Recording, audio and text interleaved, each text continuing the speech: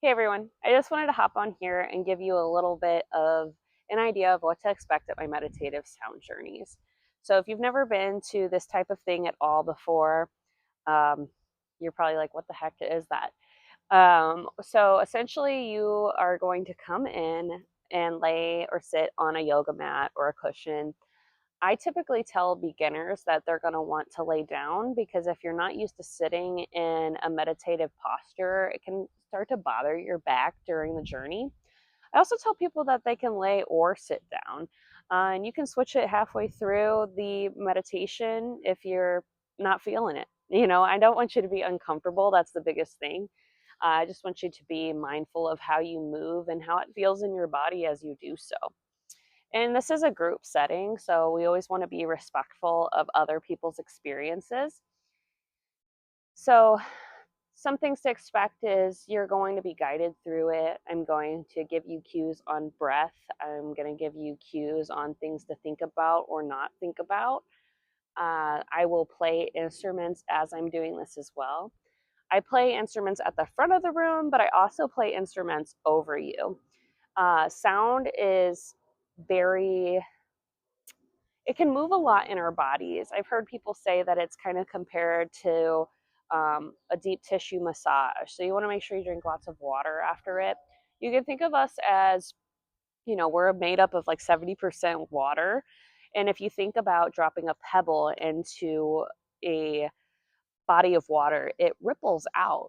So those vibrations actually ripple through your body and can help move stagnant energy without, which can bring up a lot of different things. It can bring up old memories. It can bring up sensations in the body, like tingling, or maybe even you feel tears welling, maybe even if you're not experiencing any active emotions at that time.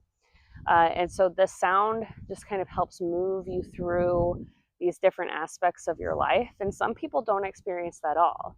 Some people will go into a different brain wave where they're kind of in between sleep and awake, and that's like the meditative state. Some people will stay completely aware. Some people might fall asleep. Um, so there's like a total range, and it could be different for each journey.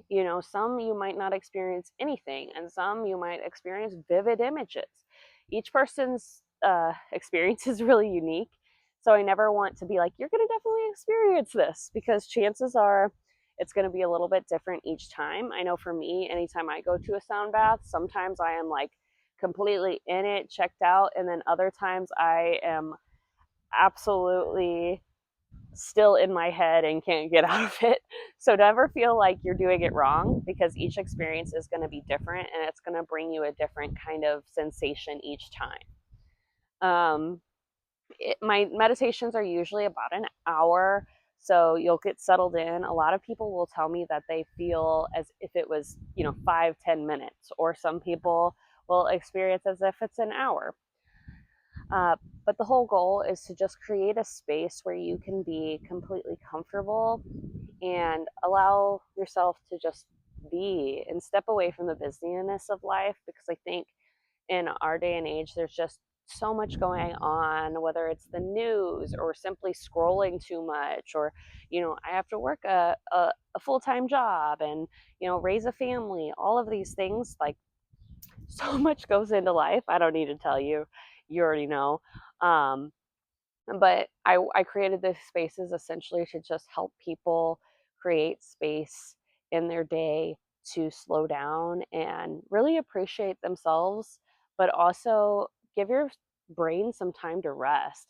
So you can kind of think about, when's the last time that you just sat quietly for 30 seconds and just breathe without like worrying about what's next, or um, getting back to that text message, things like that. So this hour is really just set aside for you and to just feel everything that you're feeling. A lot of the time, I will say in my meditations, you can think of like our feelings as a Chinese finger trap. If you've never had a Chinese finger trap, it's like this tube that goes on your fingers, and the more you like pull away, the tighter that tube gets around your fingers. But if you push your fingers near one another, it starts to loosen its grip. And I like to compare this to our feelings. So, like if we are feeling like angry, for example, the more we try to pull away from that feeling, the tighter the grip of that feeling is on us. It like holds us down. Even though we were like, I just don't want to feel this way. I just don't want to feel this way. But if we got curious and asked us, hey, why am I feeling angry? What is this? Where do I feel it in my body? You can like lean into that feeling, lean into the Chinese finger trap, and the feeling slowly starts to soften. And I, because until we feel our feelings, we can't heal through them. So uh, I hope that helps a little bit. If you have any questions, please feel free to put them down below.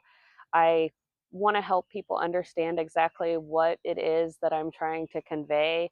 And I know that can be a little bit tricky, especially if you've never been to something like this.